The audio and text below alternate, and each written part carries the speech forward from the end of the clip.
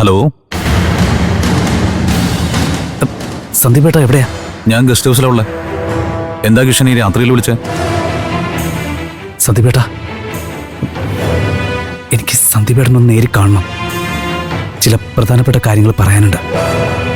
എന്താ കിഷൻ, എന്താ പ്രശ്നം? അത് പിന്നെ ഞാൻ പറഞ്ഞല്ലോ സന്ദീപേട്ട, ചില ഗൗരവമുള്ള വിഷയങ്ങളാണ്.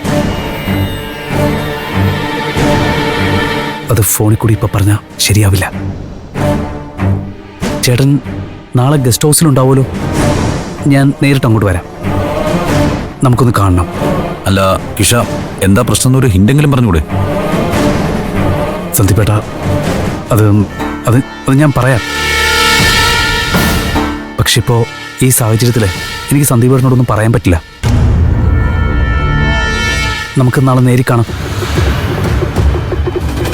എനിക്ക് സന്ദീപേട്ടൻ്റെ ഒരു ഹെൽപ്പ് വേണം. ഞാൻ നാളെ വിളിച്ചിട്ട് നേരിൽ വരാം. ഓക്കെ? ഓക്കെ.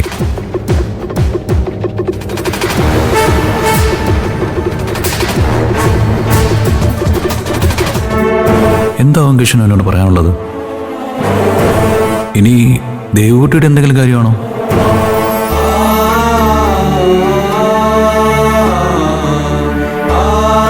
കിഷന്റെ ദേവൂട്ടി സ്വന്തം ചേച്ചിയെ പോലെയാണ്. അവൻ ഇത്രമാത്രം തിടുക്കപ്പെട്ട് എന്നെ വിളിക്കണമെങ്കിൽ തീർച്ചയായിട്ടും അവന് പറയാനുള്ളത് ദേവൂട്ടിയുടെ കാര്യം തന്നെയായിരിക്കും.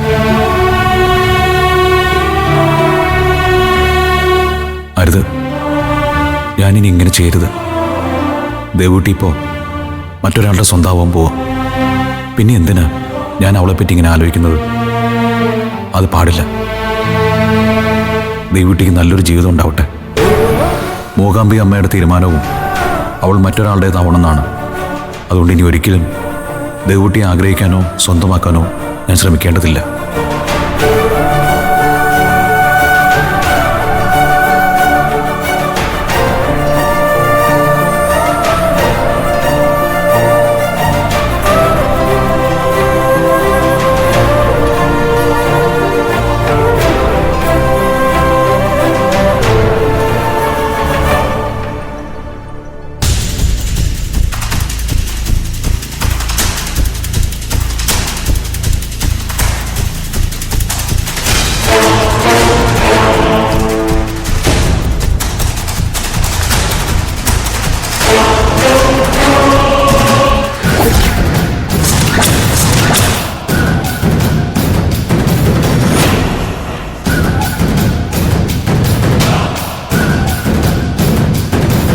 മുത്തശ്ശി ശാന്തമായി ഉറങ്ങിക്കോ.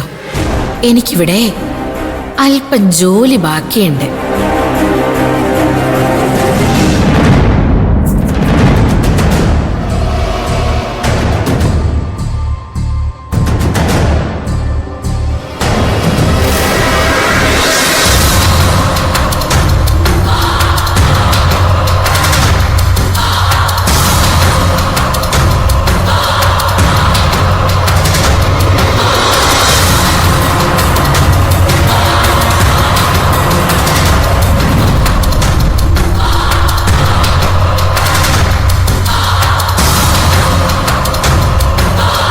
നിന്നെ വശീകരിക്കാനാണ് ഘോര എന്നെ ഇങ്ങോട്ട് പറഞ്ഞു വിട്ടേക്കുന്നത്.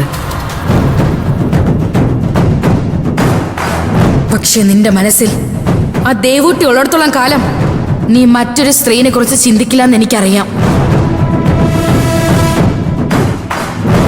ദേവൂട്ടി മറ്റൊരാളുടെ ഭാര്യ ആവുന്നത് വരെ നിന്റെ മനസ്സിൽ അവള് മാത്രമായിരിക്കുമെന്ന് എനിക്കറിയാം.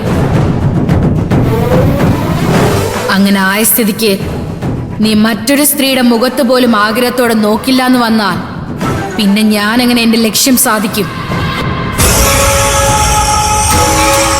ഘോരയ്ക്ക് കൊടുത്ത വാക്ക് എനിക്ക് പാലിച്ചേ മതിയാവൂ. തോറ്റുമടങ്ങാൻ എന്നെ കൊണ്ട് സാധിക്കില്ല. അങ്ങനെ വന്നാൽ അത് ഘോരയുടെ തോൽവിയും കൂടി ആകും.